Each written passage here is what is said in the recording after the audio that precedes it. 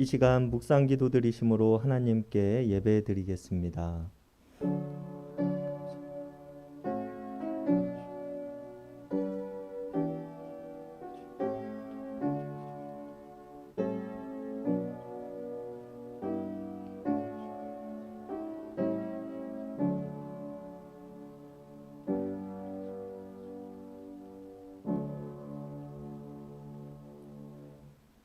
하나님, 모든 것이 끝난 줄 알았지만 예수 그리스도를 살리시고 부활의 첫 열매가 되게 하사 우리들에게 부활의 소망을 허락하심에 감사를 드립니다. 주님께서는 부활의 첫 열매가 되셨지만 우리들이 주님을 따라 열매 맺는 삶을 살아가고 있는지 돌아봅니다. 열매를 맺지 못한 채 무성한 잎사귀만 열려 있다면 우리들의 삶을 불쌍히 보시고 우리들이 열매 맺는 삶을 살아갈 수 있도록 도와주시옵소서. 예수 그리스도의 부활의 기쁨을 통하여 우리가 진정한 기쁨을 맛볼 수 있는 시간들이 되게 하여 주시고, 부활하시고 우리를 찾아오신 살아계신 예수 그리스도를 통하여 우리가 자유함을 얻게 하여 주시옵소서. 이 땅에 진정한 평화와 자유가 찾아오게 하여 주시옵소서. 우리가 드리는 예배가 진정으로 드려지는 예배가 되게 하시고 우리가 살아가는 이 땅이 소망의 땅이 되게 하여 주시옵소서. 시작하는 시간입니다. 마치는 시간까지 함께하여 주실 줄 믿으며 우리를 위하여 십자가에 달리시고 부활하신 예수 그리스도의 이름 받들어 간절히 기도드렸습니다. 아멘. 우리 다 함께 찬송가 160장, 통합 찬송가 150장 부르시겠습니다.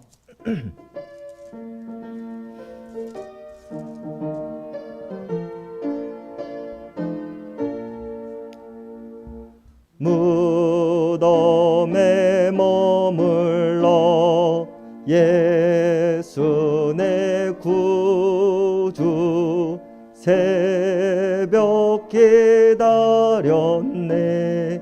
예수 내 주 원수를 다 이기고 무덤에서 살아나셨네. 어둠을 이기시고 나와서 성도 함께 길이 다스리시네. 사셨네 사셨네 예수 다시 사셨네. 헛되이 지키네. 예수 내 구주 헛되이 봉하네. 예수 내 주 원수를 다 이기고 무덤에서 살아나셨네. 어둠을 이기시고 나와서 성도 함께 길이 다스리시네. 사셨네 사셨네 예수 다시 사셨네. 거기 못 가두네. 예수 내 구주 우리를 살리네. 예수 내 주 원수를 다 이기고 무덤에서 살아나셨네. 어둠을 이기시고 나와서 성도 함께 길이 다스리시네. 사셨네 사셨네 예수 다시 사셨네. 아멘. 오늘 예배를 위해서 공동 기도문으로 함께 하나님께 기도드리겠습니다. 생명의 하나님, 주의 십자가와 고난을 묵상하는 사순절기를 지나 생명이 만개하는 부활 은총의 날을 주시니 감사와 찬양을 드립니다. 죽음을 회피하지 않으시고 십자가를 메고 정면 돌파하시어 부활 생명을 낳으셨으니 만세 영광을 돌립니다. 죽음 앞에 늘 절망하던 우리를 불러 제자 삼으시고 사명을 주시며 죽음을 넘어 살게 하시니 할렐루야 찬양합니다. 그 감격을 노래하며 그 그 기쁨을 이웃과 나누는 복된 교회가 되게 하옵소서. 죽음이 끝이 아니라 새로운 시작이며 그 안에서 희망의 역사가 움터움을 바라오게 하옵소서. 사망 권세가 우리를 휘두르지 못하도록 생명의 부활로 인쳐 주시니 담대한 마음으로 진리를 향해 나아갑니다. 하나님, 우리를 성령의 능력으로 붙잡아 주옵소서. 예수 그리스도의 이름으로 기도드립니다. 아멘.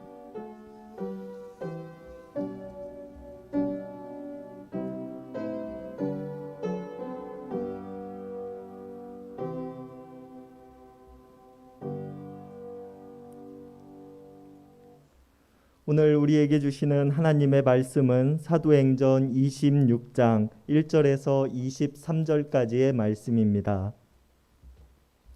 사도행전 26장 1절에서 23절까지의 말씀입니다.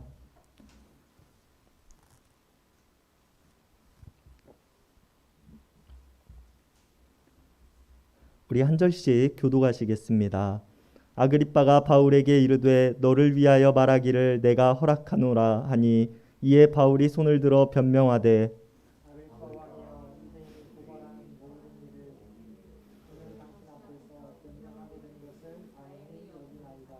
특히 당신이 유대인의 모든 풍속과 문제를 아심이니이다. 그러므로 내 말을 너그러이 들으시기를 바라나이다.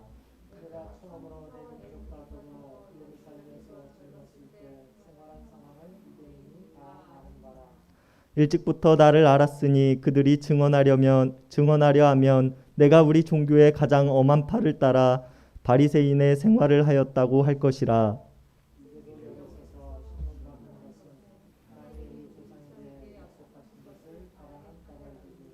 이 약속은 우리 12지파가 밤낮으로 간절히 하나님을 받들어 섬김으로 얻기를 바라는 바인데 아그리빠 왕이여 이 소망으로 말미암아 내가 유대인들에게 고소를 당하는 것이니이다.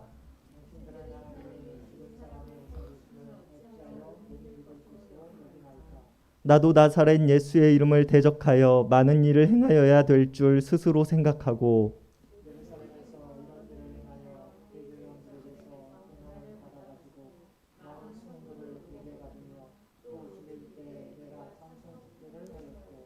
또 모든 회당에서 여러 번 형벌하여 강제로 모독하는 말을 하게 하고 그들에 대하여 심히 격분하여 외국 성에까지 가서 박해하였고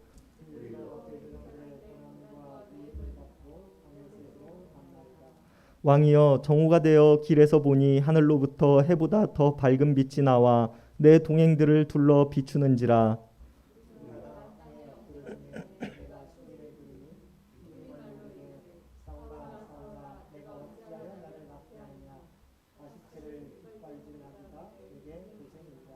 내가 대답하되 주님 누구시니까? 주께서 이르시되 나는 내가 박해하는 예수라.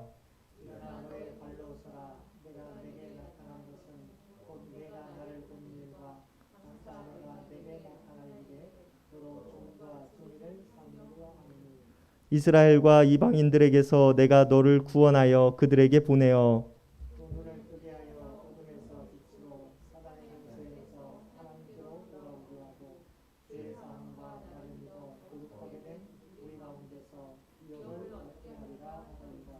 아그리빠 왕이여 그러므로 하늘에서 보이신 것을 내가 거스리지 아니하고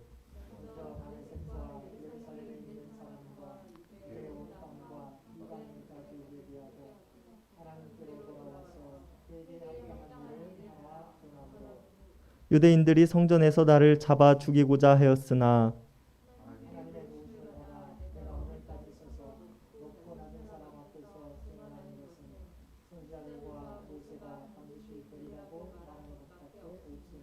다 같이 읽으시겠습니다.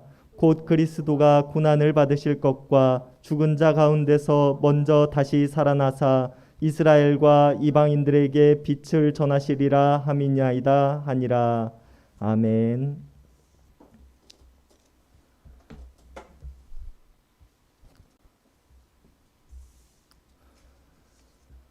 3차 전도 여행을 마친 바울은 예루살렘으로 향합니다. 그러나 바울이 예루살렘으로 향한다는 것은 매우 위험한 일이었습니다. 예루살렘이 아닌 다른 지역에서도 유대인들은 스스로 유대인임을 버리고 그리스도인이 된 배교자 바울을 죽이고자 혈안이 되어 있었으며 바울을 암살하기 위해 많은 계략과 모략들을 꾸미기도 했었기 때문입니다. 그런 바울이 성전이 존재하는 곳, 유대인들의 신앙적 중심이 되는 예루살렘으로 간다는 것은 자신의 목숨을 장담할 수 없는 일이었습니다. 그럼에도 바울이 예루살렘으로 향할 수밖에 없었던 이유, 예루살렘으로 꼭 가고자 했던 이유는 바울이 예루살렘으로 향하기 전 로마 교회에 쓴 편지인 로마서 15장 25절에서 밝히고 있는 것과 같이 마게도냐와 아가야 사람들이 예루살렘 성도들 중에서 가난한 이들을 위하여 모금한 구제금을 전달해 주기 위함이었습니다. 그러나 바울에게 가장 중요한 것은 가장 중요한 예루살렘 방문의 목적은 로마서 15장 16절에서 이야기를 하고 있는 것처럼 하나님의 복음을 전하는 제사장의 직무를 수행하기 위하여서라는 것입니다. 바울에게 있어서 가장 중요한 것, 그것은 바로 하나님의 복음을 전하는 제사장의 직무를 수행하는 일이었습니다. 이것을 위하여 바울은 전도 여행을 다녔으며 자신의 목숨을 걸고 예루살렘으로 향하게 된 것입니다. 하나님의 복음을 전하는 제사장의 직무를 수행하는 것이 명확하게 어떠한 의미인지에 대해서는 우리가 뒤에서도 살펴보겠지만 먼저 간략하게 이야기를 해보자면 바울이 다메섹 도상에서 경험한 부활하신 예수 그리스도를 만난 사건, 하나님께서 예수 그리스도를 살리시고 어둠 속에서 살아가던 자신을 빛으로 인도해내신 사건, 그것을 많은 사람들로 하여금 알게끔 하고 그들 또한 어둠에서 빛으로 인도하고자 하는 것이 바울이 생각하는 복음을 전하는 제사장의 직무였다는 것입니다. 그리고 그렇게 예루살렘으로 온 바울의 소문은 예루살렘 지역의 유대인들의 귀에도 들어가게 됩니다. 그리고 그들은 이방인들은 들어갈 수 없는 성전의 구역에 바울이 에베소 사람 드로비모와 함께 있는 것을 보았고 이것을 빌미로 바울을 때리고 바울을 향하여 돌을 던지게 됩니다. 헤롯 대왕이 증축한 예루살렘 성전은 이방인의 뜰이라는 공간이 따로 존재해서 누구라도 자유롭게 드나들 수 있는 장소가 있었습니다. 그러나 그 외의 공간은 이방인들의 출입을 금하며 이를 어길 경우 사형에 처한다는 경고문을 써놓을 정도로 이방인들의 출입을 엄격히 금하던 시대였습니다. 그리고 그것에는 예외가 없었으며 다른 이들과 마찬가지로 로마 시민권을 가진 사람들이라고 하더라도 출입을 할 수 없는 장소였습니다. 로마 또한 이를 묵인해 왔는데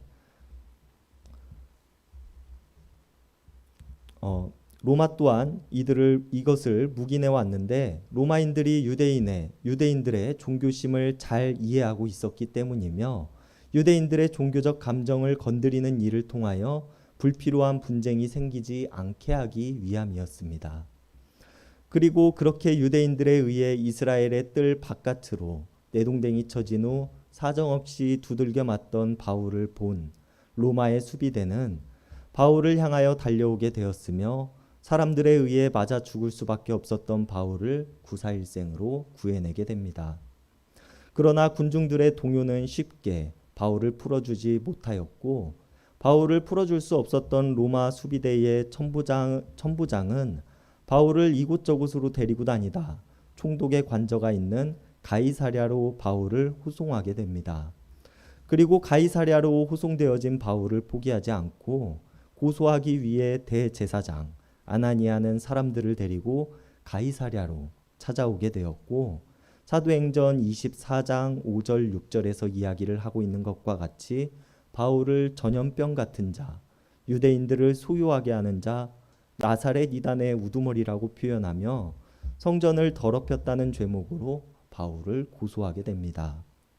그러나 당시 로마의 총독으로 이스라엘 지역을 관리하던 벨리스는 유대인 아내가 있었다는 점과 그녀를 통하여 어느 정도 유대교나 기독교에 대한 지식이 있었다는 점을 통하여서 바울이 전하는 부활하신 그리스도에 관한 복음에 관심을 가지기도 하였습니다. 그리고 그 관심을 통하여 바울에게 복음을 전해 듣기도 하였으며 예수 그리스도를 믿는 도에 대해서 들은 후 벨릭스는 바울의 이야기를 두려워하며 그를 풀어주고자 하기도 하였지만 유대인들의 마음을 얻기 위해서 바울을 계속해서 감옥에 가두어 두었다고 성경은 이야기를 합니다. 그렇게 시간이 흐른 뒤 이스라엘을 다스리는 로마의 총독의 자리에서 벨릭스가 떠나가게 되고 베스도라는 사람이 부임하게 되었으며 이 사람은 유대인 지도자들과 고위층들과 원만하게 관계를 맺기를 원하였던 사람이었습니다. 그리고 이런 원만한 관계를 통하여서 대제사장은 바울에 대한 새로운 고소를 새롭게 추진하였으며 베스도는 대제사장과의 관계를 통하여 바울을 다시 예루살렘으로 호송하고자 준비하였습니다. 그리고 이번에 바울이 예루살렘으로 다시 돌아가게 된다면 그는 반드시 죽을 목숨이 되는 신세가 되는 것이었습니다.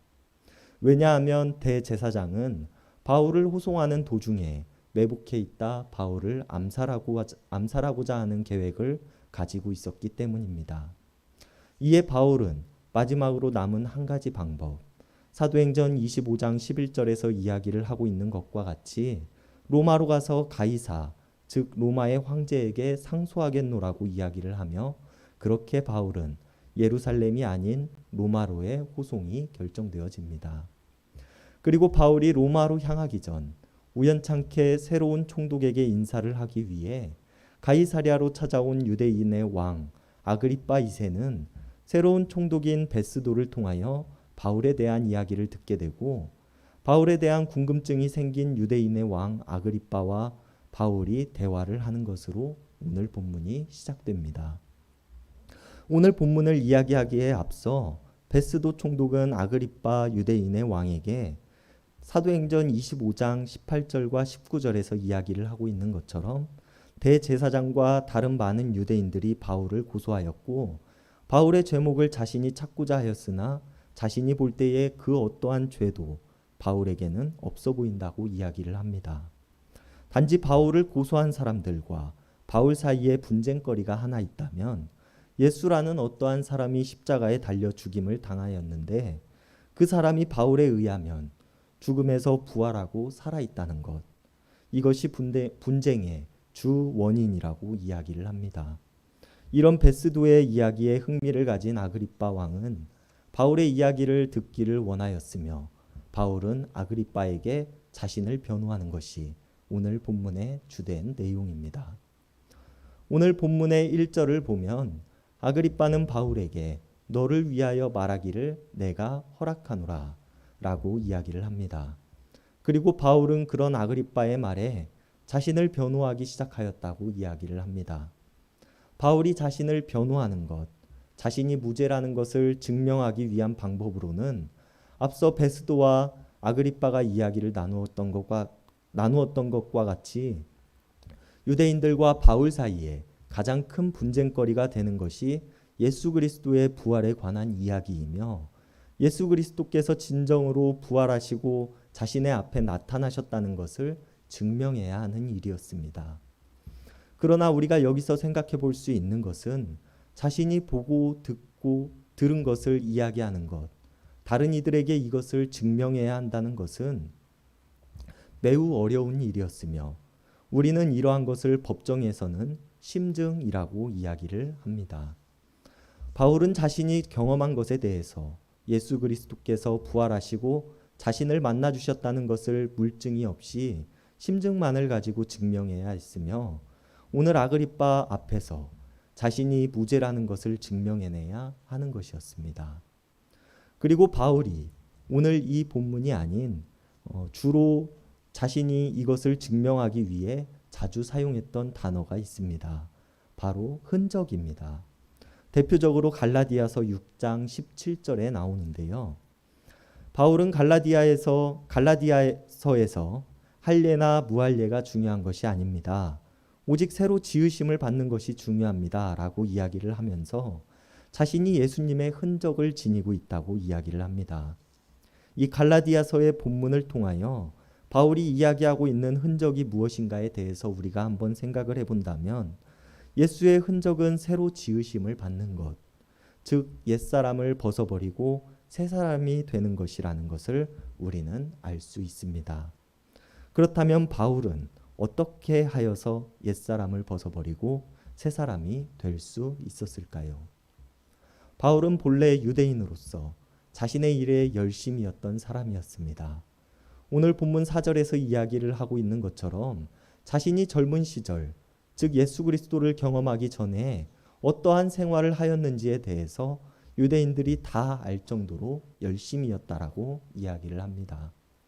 빌립보서에서도 바울이 밝히고 있듯이 자신은 베냐민 지파였으며 히브리인 중에 히브리인이었고 율법으로는 바리새인이었다는 말과 같이 유대교의 가장 엄한 파를 따라 바리새인의 생활을 하였다고 스스로 이야기를 합니다. 바울이 자신을 스스로 바리새인이었음을 강조하고 있음은 바리새인들은 사두개인들과 달리 부활 신앙을 가지고 있었던 사람들이었기 때문입니다. 이에 대한 바울의 변론이 6절과 7절에 나타나고 있는데요.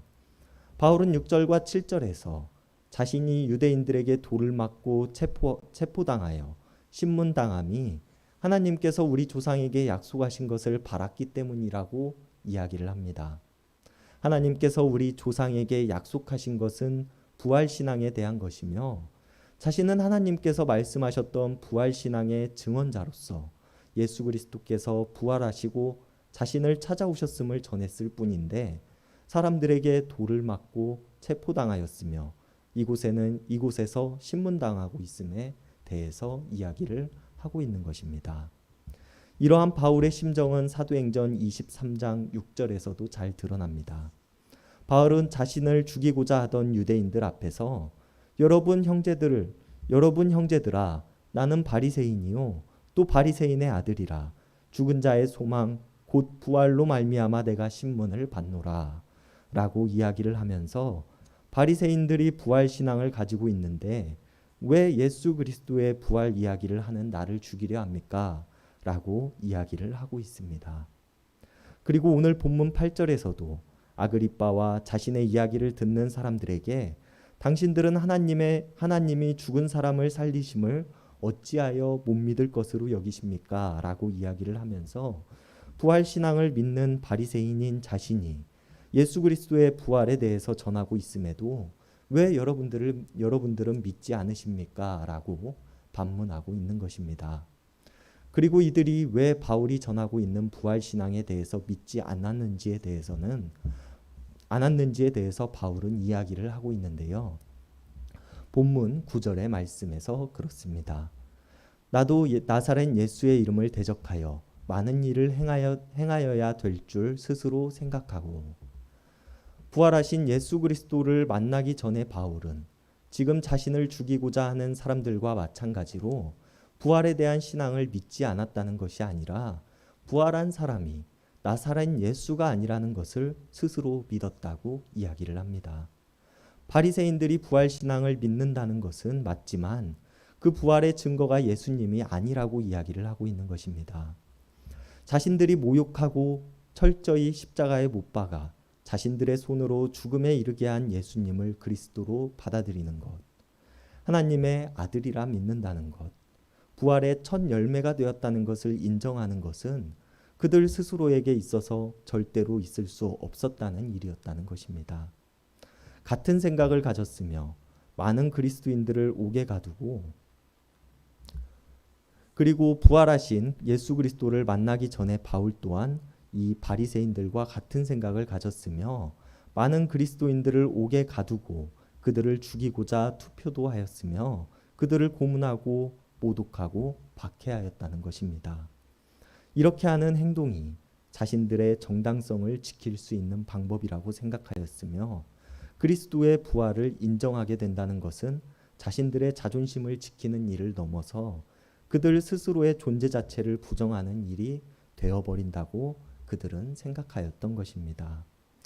그리고 이런 스스로의 어리석은 열심으로 그리스도인들을 박해하기에 힘쓰던 바울에게 부활하신 예수 그리스도께서는 해보다 더 밝은 빛으로 다메섹 도상에서 나타나십니다. 그리고 엎드러진 바울에게 이렇게 말씀하십니다. 14절의 말씀입니다. 사울아 사울아 내가 어찌하여 나를 박해하느냐 가시체를 뒷발질하기가 내게 고생이니라. 여기서 이야기하는 가시체는 밭을 가는 소 뒤에서 주인이 찌르는 꼬챙이 같은 것을 이야기합니다.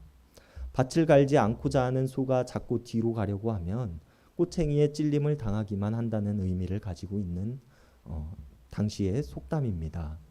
당시에는 무모한 일인 줄 알면서도 자꾸 하고자 하는 사람들에게 사용하는 뜻으로도 사용되어졌으며, 이것을 학자들은 하나님께 대항하고자 하는 일이 무모한 일인 줄 알면서도 바울이 그리스도의 부활하심을 믿지 않고 그리스도인들을 박해하는 데에서 부활하신 예수님께서 이러한 말씀을 하셨다고 이야기를 하기도 합니다.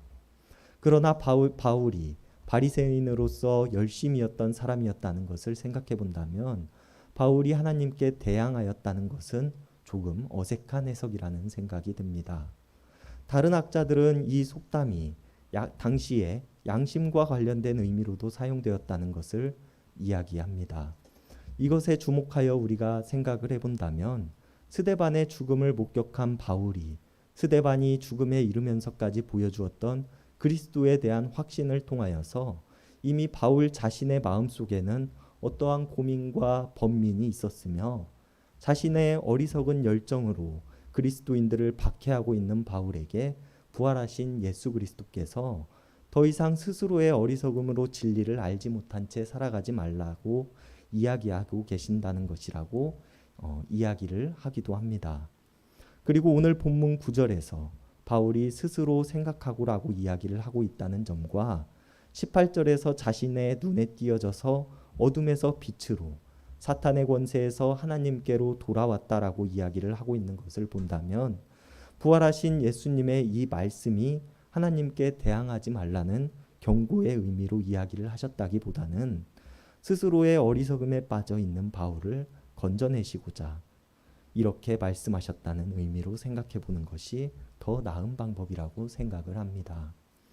그리고 이렇게 말씀하시는 예수님께 바울은 주님은 누구십니까? 라고 질문합니다. 그리고 예수님께서는 바울에게 내가 박해하는 예수라 라고 말씀하십니다. 그러면서 바울에게 덧붙여 내가 나를 본 일과 장차 내가 내게 나타날 일이 너로 종과 증인을 삼으려 한다고 말씀하시고, 내가 너를 구원하여 그들에게 보내고자 한다라고 말씀을 하십니다. 부활하신 예수님께서는 바울에게 나타나심을 통하여 바울이 증인이 되게 하고자 하였으며, 다른 이들이 아닌 먼저 너를 구원하고자 하신다라고 오늘 말씀하고 계십니다. 바울을 먼저 구원하심을 통하여 예수님께서는 다른 이들을 구원하시기 위해서 바울에게 나타나셨고 바울을 부활의 증언자로 삼기로 하셨습니다. 바울을 스스로의 어리석음에서 해방시키고자 하셨으며 어둠을 빛으로 바꾸셨고 사탄의 권세로부터 하나님에게로 돌아오게 하셨습니다. 진정한 진리와 부활이 다른 곳에 있는 것이 아니라 예수 그리스도에게 있음에 대해서 이야기를 해주신 것입니다. 그리고 이 사건을 바울은 갈라디아서를 통하여서 나를 은혜로 불러주셨다라고 표현합니다. 바울은 자신이 박해하던 그리스도인들의 모습으로 살아가게 되면서 자신이 받은 것을 은혜라고 표현하고 있는 것입니다. 이런 경험을 한 바울은 많은 사람들에게 매를 맞으면서도 하나님의 복음을 전하는 제사장의 직무를 수행하고자 하였으며, 죽을지도 모르는 염려 속에서도 예루살렘으로 향할 수 있는 원동력이 될 수 있었던 것입니다. 바울에게 있어서 부활하신 예수 그리스도와의 만남은 다른 이들의 구원에 앞서 자신의 삶의 구원이었으며, 자신이 더 이상 스스로의 어리석음 속에서 고통당하는 삶에서의 해방이었습니다. 빛을 발견함으로 답이 없는 어둠 속에서 헤매이지 않게 되었으며, 진정한 하나님의 도를 발견함으로 사탄의 권세로부터 해방되어지게 된 것입니다. 그리고 바울은 자신이 경험한 이것을 예수님께서 말씀하셨듯이 많은 유대인들과 이방인들에게도 전하고자 하였습니다. 바리새인들과 다른 유대인들이 여전히 기다리고 있는 메시아가 이미 오셨으며 하나님께서 죽은 자 가운데서 그리스도이신 예수님을 살리셨다는 사실을 말입니다. 이것이 바울이 전하는 복음이며 바울이 이야기하고 있는 하나님의 복음을 전하는 제사장의 직무인 것입니다. 바울이 오늘 변론의 마지막에서도 선지자들과 모세가 반드시 되리라고 말한 것을 자신이 전하고 있는 것밖에는 자신에게 죄가 없다라고 이야기를 합니다. 이미 모든 유대인들이 알고 있는 하나님의 계획이 이미 이루어졌다는 것을 전하는 것을 말입니다. 그러나 이것을 받아들이지 못하는 유대인들은 바울이 그랬던 것처럼 스스로의 어리석은 생각에 빠져 어둠 속에서 헤매이며 사탄의 권세에서 헤매이고 있는 모습으로 살아갈 뿐인 것입니다. 부활하신 예수님은 바울을 위하여 그를 만나 주셨습니다. 다른 것들이 우선이 될 수 없으며 오직 스스로 지치고 갈 길을 찾지 못한 채 방황하는 바울을 구원하여 주신 것입니다. 그리고 그것을 통하여 그 다음 다른 이들에게 복음을 전하는 전도자로 사용하셨습니다. 이 사건이 다른 이들을 위하여서가 아니라 하나님을 위하여서가 아니라 오직 바울을 위하여서였음을 우리는 기억해야 하는 것입니다. 그리고 바울에게 찾아오신 예수님은 그리스도인들을 핍박하는 데에 대한 어떠한 질책도 하지 않으십니다. 단지 내가 스스로 어려움에 빠져 허우적대고 있다고 이야기를 하고 계실 뿐입니다. 그의 어려움을 모두 아시는 하나님께서는 그를 어둠에서 구원하셨습니다. 더 이상 다른 곳에서 하나님의 증거를 찾지 않아도 되며 더 이상 그리스도인들을 얼마나 더 잡아들여야 할까에 대한 고민을 하지 않아도 되는 것입니다. 여러분, 우리들에게 복음이란 특별한 노력이나 우리의 행위로 인하여 나타난 것이 아닙니다. 이미 우리들에게 약속하신 하나님께서는 그 일을 이루셨으며 우리는 그것을 받아들이기만 하면 되는 것입니다. 궁극적으로는 이 땅의 모든 사람들에게 복음을 전해야 하는 의무가 우리들에게는 있지만 그 시작은 나에게 복음이 찾아왔다는 것, 이것을 우리가 인정하는 것입니다.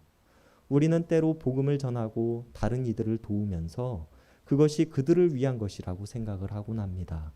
그러나 오신 예수님을 생각한다면 복음을 전하고 다른 이들을 돕는 것이 빛이신 예수님을 따르는 삶, 기쁨의 삶이 되며 이것이 나를 위한 것임을 우리는 깨달을 수 있을 것입니다. 하나님께서는 그리스도를 통하여 이미 우리들을 구원하셨고 우리를 먼저 찾아오셔서 어둠 속에서 건지셨다는 사실을 우리는 기억해야 합니다. 이것이 우선적이 되어야 하며 그 다음 우리에게는 하나님의 복음을 전하는 전도자의 역할도 있는 것이며 바울의 고백과 같이 하나님께서 나를 은혜로 먼저 불러주셨다는 고백이 나올 수 있는 것입니다. 우리는 부활의 첫 열매이신 예수 그리스도를 믿고 따르며 살아가는 사람들입니다. 우리가 이미 받은 것이 많고 은혜 입은 것들이 많은 사람들입니다. 그렇기에 우리가 이번 부활절을 지나온 사람들로서 하나님께서 먼저 나를 위하여 찾아오시고 말씀을 이루셨음을 기억하고 기쁨으로 살아갈 수 있는 시간들이 되었으면 좋겠습니다. 기도하시겠습니다. 스스로의 어리석음 속에서 헤매이고 어둠과 사탄의 권세에 사로잡혀 살아가던 바울을 만나주신 부활하신 예수님께서는 나를 찾아오셨고 바울과 같이 어둠 속에서 헤매이던 나에게도 자유함을 허락하여 주심에 감사를 드립니다. 하나님께서는 우리들에게 기쁨의 삶, 은혜의 삶을 살으라고 하셨지만 우리는 또다시 스스로 어둠 속으로 되돌아가고 있는 삶을 살아가고 있지는 않는지 돌아봅니다. 우리들의 연약함을 불쌍히 여겨주시옵소서. 우리가 부활하신 예수 그리스도로부터 받은 은혜를 통하여 바울의 고백과 같이 하나님의 복음을 전하는 제사장의 직무를 잘 해낼 수 있는 자들이 되게 하여 주시고 먼저 나를 사랑하신 하나님을 진정으로 사랑할 수 있는 우리들이 되게 하여 주시옵소서. 우리가 부활절을 지나오면서 우리를 위해 십자가에 달리시고 첫 열매가 되신 예수님을 진정으로 기뻐할 수 있는 자들이 되게 하시고 우리들의 삶이 예수 그리스도를 따르는 삶이 되어 열매를 맺어갈 수 있는 삶이 될 수 있도록 도와주시옵소서. 언제나 우리를 사랑하시고 나를 먼저 찾아오셔서 나를 건져내신 하나님을 내가 믿습니다. 부활의 첫 열매로 소망이 되신 예수님의 이름 받들어 간절히 기도드렸습니다. 아멘. 우리 다 함께 찬송가 171장 부르시겠습니다.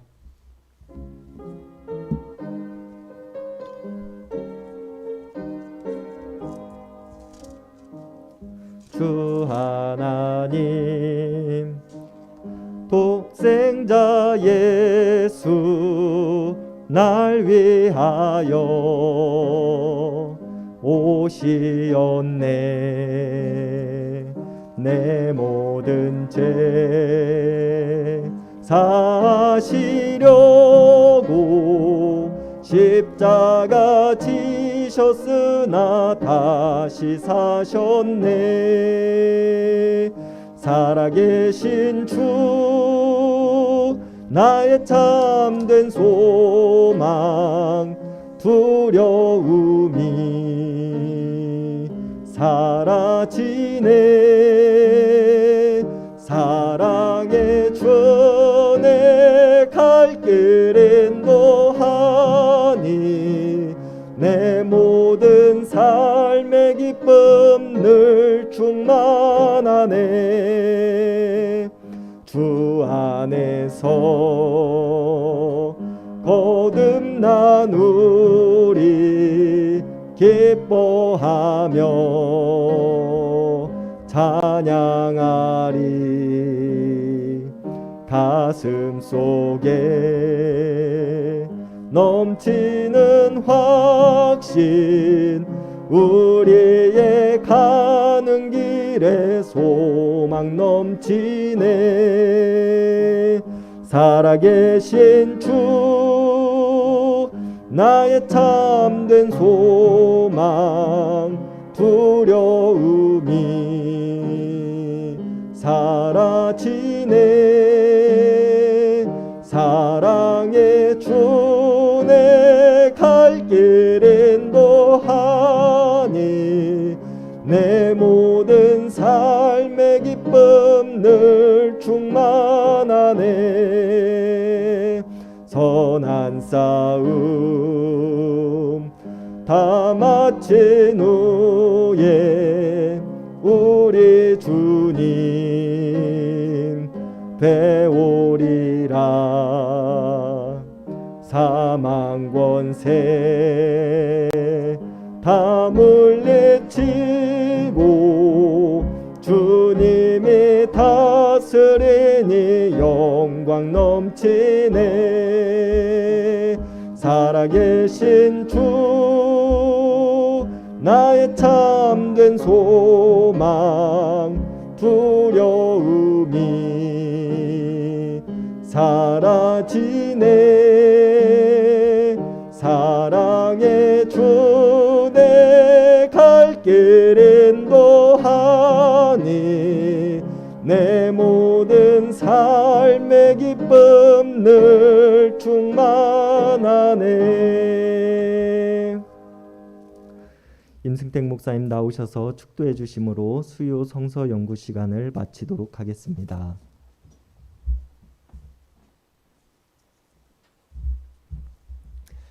우리 기도하기에 앞서서 몇 가지 광고 말씀드립니다. 우리가 지난주에 우리 주님께서 사망 권세를 이기시고 부활하신 부활주일을 지냈습니다. 우리가 이제 어떻게 살아가야 됩니까? 우리를 구원하여 주신 주님을 우리가 세상 가운데 전하며 살아가야 될 것입니다. 부활의 증인으로 살아가시는 저와 여러분들 되시기를 바랍니다. 돌아오는 주일, 이번 주는 2021년 장학금 전달식이 예배 시에 있겠습니다. 또한 4월 생일자 축하 시간도 이번 주에 있겠습니다. 위에서 기도해 주시기 바랍니다. 또한 서울시의 사회적 거리 2단계 조정에 따라서 실시간 영상 예배와 현장 예배를 병행하여 드리는데 돌아오는 주일은 4월 11일은 2468 구역, 우리 짝수 구역이 되겠습니다. 2468 구역과 청년부가 되겠습니다. 우리 기억하시고 함께 참여해 주시기를 바랍니다. 우리 아픈 우리 권사님들 많이 있는데요. 위에서 계속해서 기도해 주시기를 부탁을 드립니다. 함께 기도드리겠습니다. 이제는 우리 주 예수 그리스도의 은혜와 아버지 하나님의 극진하신 사랑하심과 성령님의 우리와 늘 함께 하시며 동행하시며 인도하시는 놀라운 교통의 역사가 오늘 주신 말씀을 따라 우리를 구원하여 주신 주님의 은혜를 기억하고 부활의 증인으로 살아가겠노라고 결단하며 세상 가운데 나아가는 사랑하는 주의 백성들과 그의 가정과 산업의 터전 위에 또한 각자의 삶의 자리에서 마음을 다하여 예배드리는 모든 주의 백성들 머리 위에 이제로부터 영원토록 함께 해주시기를 우리 주 예수님의 이름으로 간절히 축원하옵나이다. 아멘.